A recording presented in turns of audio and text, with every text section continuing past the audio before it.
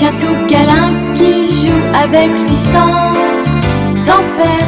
Ils sont heureux, tous les deux, si tendres. Heureux sans attache, pas crash, gentil chien des Flandres. Quand il tire la carriole, c'est pour aider le vieux grand-père. Pour sa livraison de lait qu'il doit faire été comme hiver, il est joyeux, heureux, courageux et tendre. Heureux sans attache, pas crash, gentil chien des Flandres.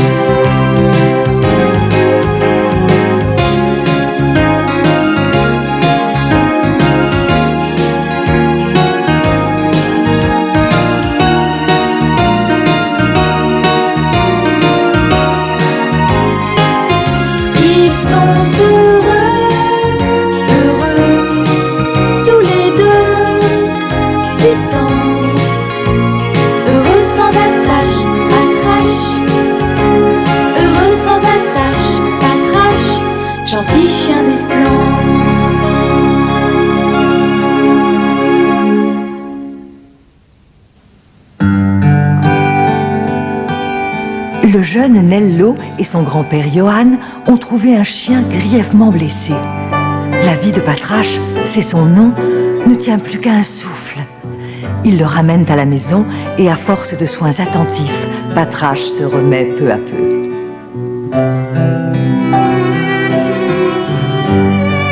Nello et Patrache deviennent des amis inséparables.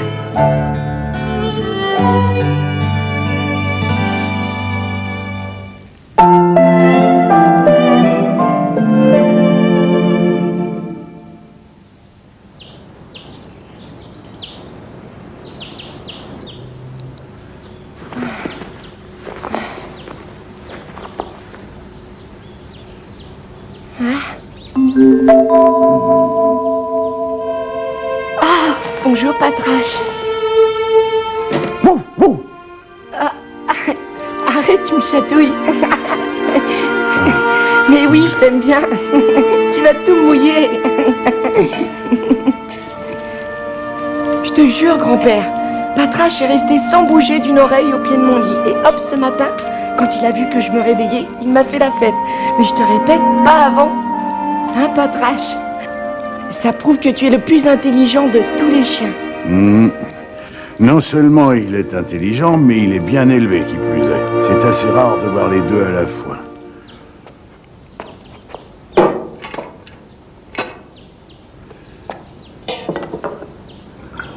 Tiens, mange, mon garçon. J'aime bien la soupe aux choux, mais j'aimerais la partager avec Patrache, si tu permets, grand-père. Il a besoin de reprendre des forces. Ne t'inquiète pas pour lui. Il va en avoir une pleine assiette, comme tout le monde. Oh. Mais il n'en reste plus du tout pour toi. Ne t'en fais pas pour moi. Mange vite pendant que c'est chaud. Mais il n'y a pas de raison. Nous allons faire comme si Patrache était l'invité d'honneur qui a droit à toute notre attention. Tu es d'accord? Oui.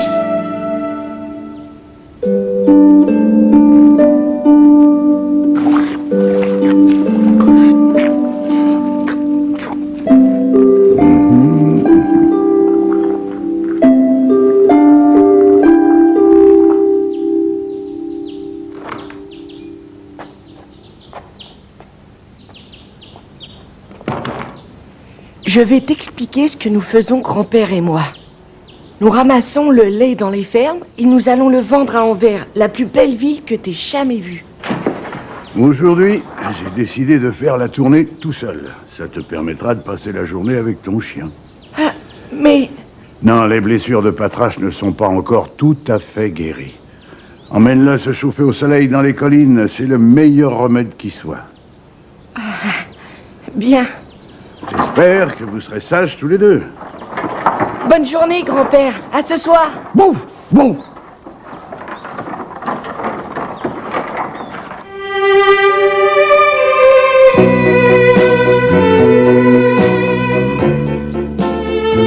notre village en bas, au milieu des champs de blé.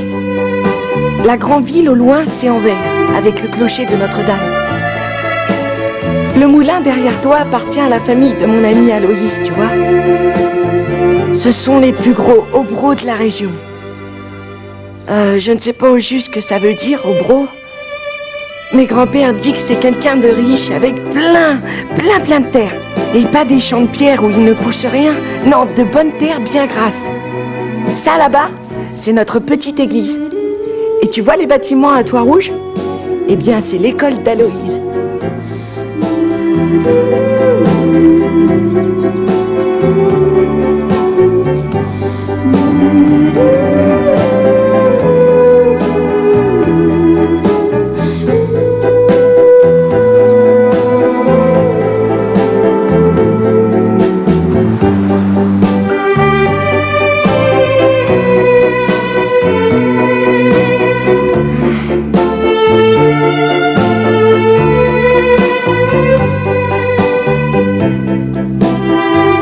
Ça doit être bien l'école.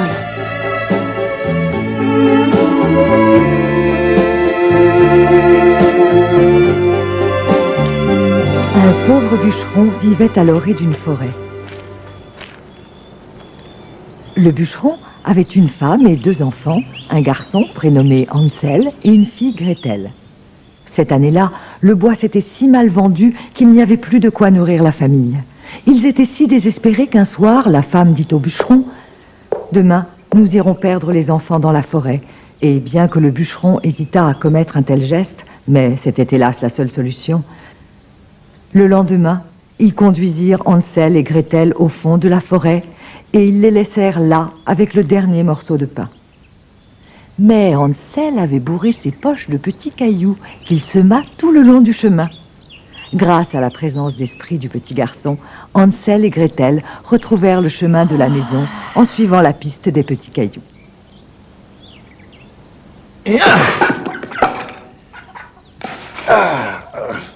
Je dois commencer à me faire vieux. J'ai de plus en plus de mal à couper le bois. Pourquoi attraper mal au rein? Tu n'as qu'à engager quelqu'un pour faire ce genre de corvée. Il y a longtemps que j'y pense. Mais où veux-tu trouver quelqu'un qui accepte de couper du bois pour quelques sous? Bonjour, mes respects, monsieur Baumann. Bonjour, grand-père Johan. Je vous apporte le loyer de ce mois. Veuillez excuser le petit retard. Petit retard, petit retard. Je commence à en avoir assez d'entendre tous les mois la même chanson. Soyez plus ponctuel dorénavant, car je vous avertis, notre patience a des limites. Oui, c'est promis, madame Baumann. Bon, ça va. Vous avez dit ce que vous aviez à dire, alors filez. Je n'ai pas de temps à perdre avec vous. Bien, monsieur, je vous présente mes respects.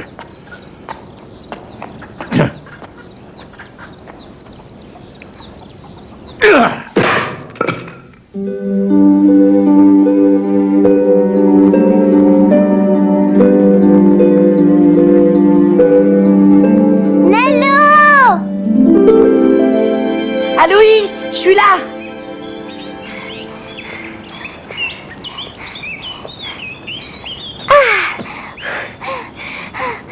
Qu'est-ce qui t'arrive? On dirait une locomotive. J'étais pressée de faire la connaissance de ton fameux chien. Comment ça va, Patrache? Ça doit vouloir dire qu'il va bien, si j'ai tout compris. Je suis passée sous les fenêtres de ton école il y a un petit moment. C'est pas que j'écoute aux portes, mais j'ai entendu Mademoiselle Léna qui était en train de vous lire une histoire merveilleuse. Oui, ça s'appelle Hansel et Gretel. C'est l'un des plus beaux contes de Grimm. Ah oui, les contes de Grimm.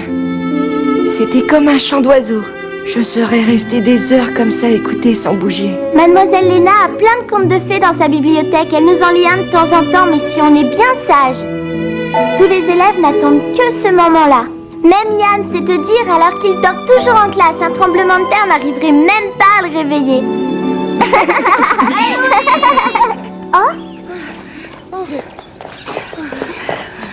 Devine un peu, Aloïse, on a découvert le secret de Mademoiselle Léna. Figure-toi qu'aujourd'hui, c'est son anniversaire.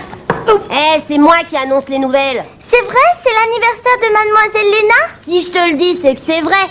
Des choses comme ça s'invente pas.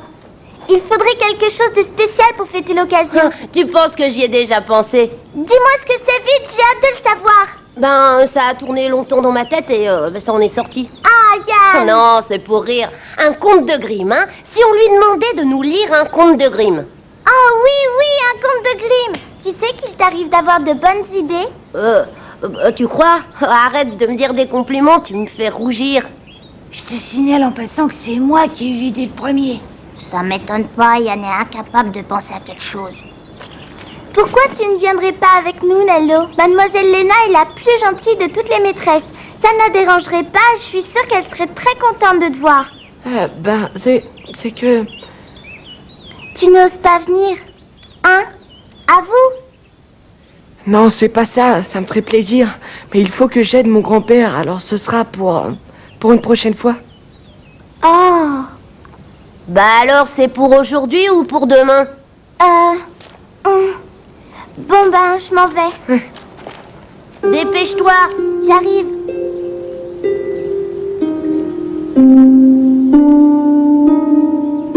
Ils ont plus de chance que moi.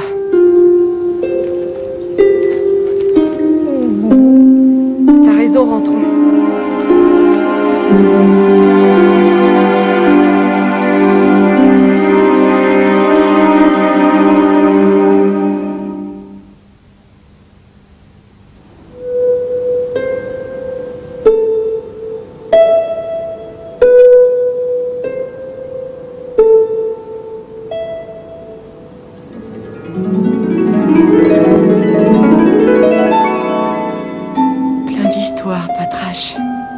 Les contes de Grimm doivent être remplis d'histoires pour d'autres que moi.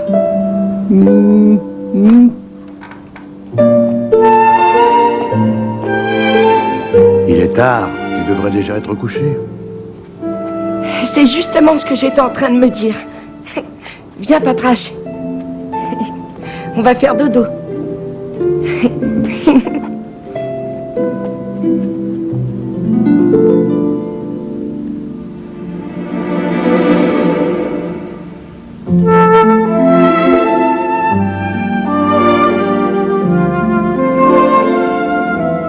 Nello est un gentil garçon, tu sais. Rien que pour ne pas me faire de peine, il s'efforce d'avoir l'air gai, même quand il est triste.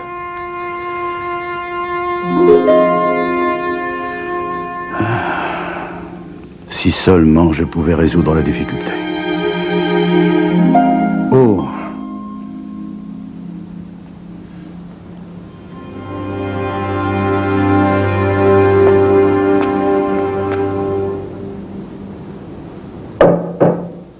J'arrive. En voilà 1 heure pour frapper à la porte des gens. Excusez-moi. J'ai entendu dire que vous cherchiez quelqu'un pour couper du bois. Je suis prêt à le faire si vous voulez de moi. Vous, couper du bois?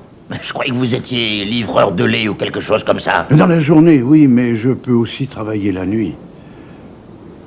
Ouais, enfin, ça vous regarde, pourquoi pas? Oh, je vous remercie. Me serait-il possible de commencer tout de suite? Hein? Si vous voulez.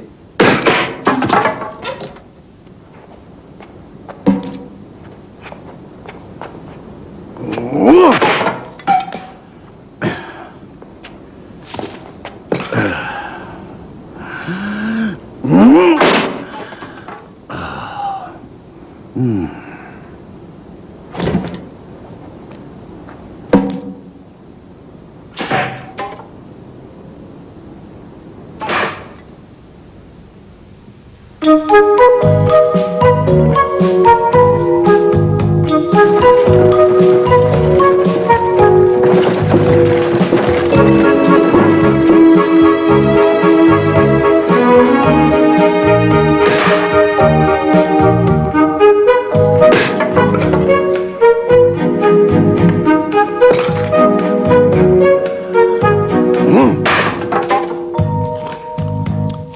Qu'est-ce qu'il fabrique? Il lui en faut du temps pour couper quelques malheureuses bûches. Il espère gagner plus.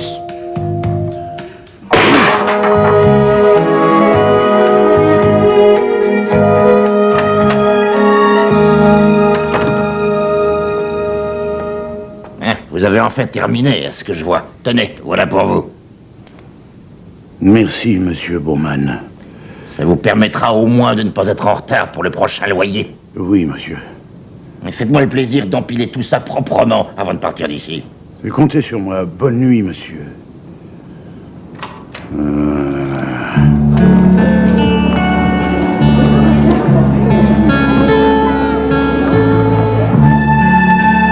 Voici, messieurs.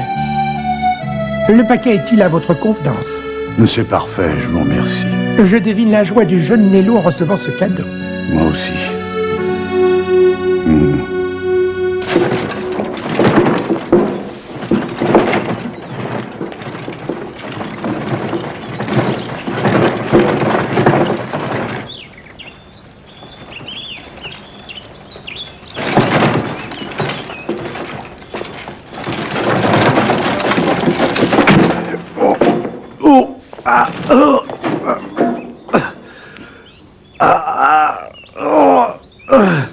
Tu remets ça à monsieur le curé et tu reviens. Oui, maman.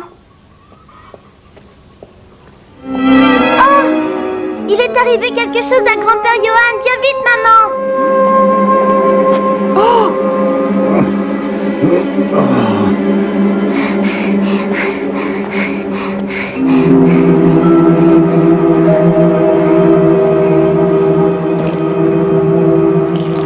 Nello! Ton grand-père! Ton pauvre grand-père! Quoi, mon pauvre grand-père? Il a eu un malaise.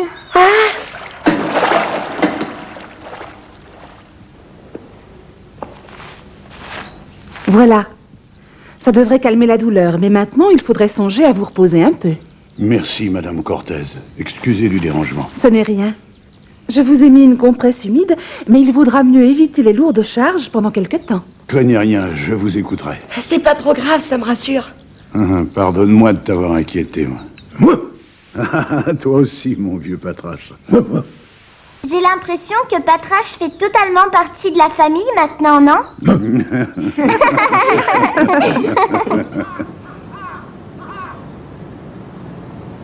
Je suis contente de savoir que ce n'est pas trop grave. Oui, moi aussi. Ce n'est tout de même pas sérieux de couper du bois comme ça à son âge. Comment couper du bois?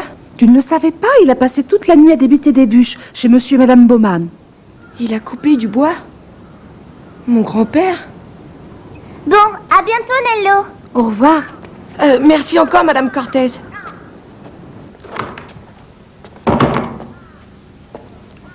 Grand-papa, je vais rendre les bidons vides et je reviens te voir très vite. Mais attends, j'ai quelque chose pour toi, là. Je peux l'ouvrir? Bien sûr.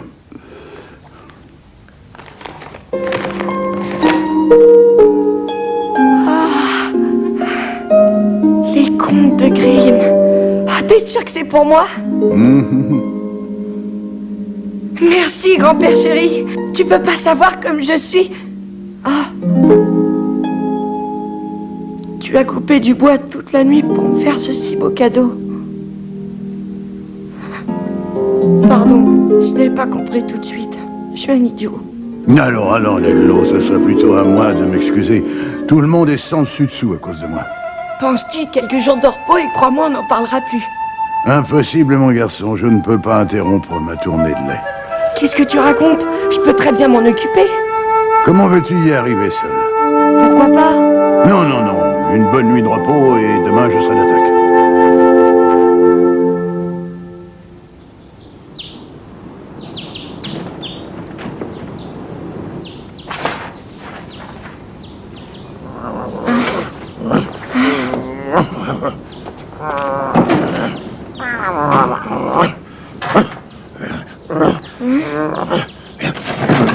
Oh!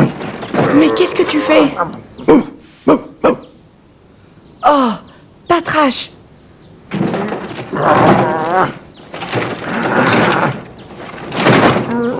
Ne touche pas à ça! C'est la charrette de grand-père. Non, Patrache, il ne va pas être content s'il te voit. T'entends ce que je te dis, Patrache?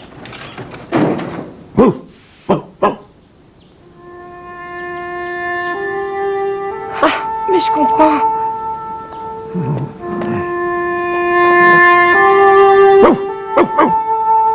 Oui, tu sais que grand-père est trop fatigué. C'est pour ça alors que tu me proposes de le remplacer. Comme tu es gentil, Patrache. Merci.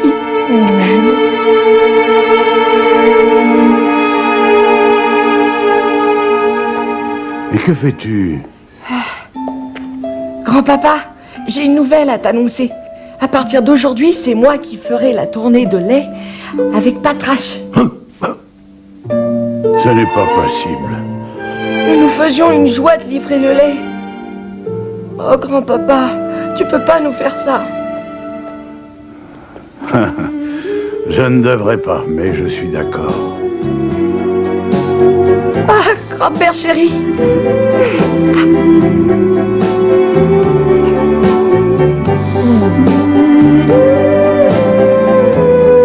Nello et Johan décidèrent d'aménager la charrette pour Patrache. Grand-père Johan prodigua ses conseils et Nello fit preuve d'une grande dextérité. Dès le lendemain, tout fut prêt. Patrache allait pouvoir entamer sa carrière de livreur de lait.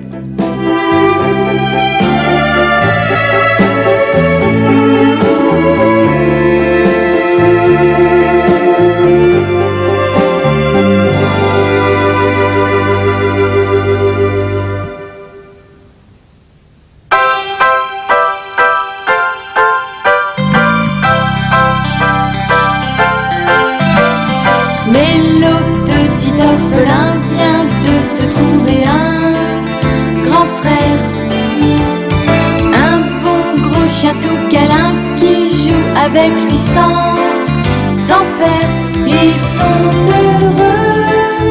heureux, tous les deux, si tendres. Heureux sans attache, Patrache, gentil chien des Flandres. La carriole, c'est pour aider le vieux grand-père. Pour sa livraison de lait qu'il doit faire été comme hiver, il est joyeux, heureux, courageux et tendre. Heureux sans attache, Patrache, gentil chien des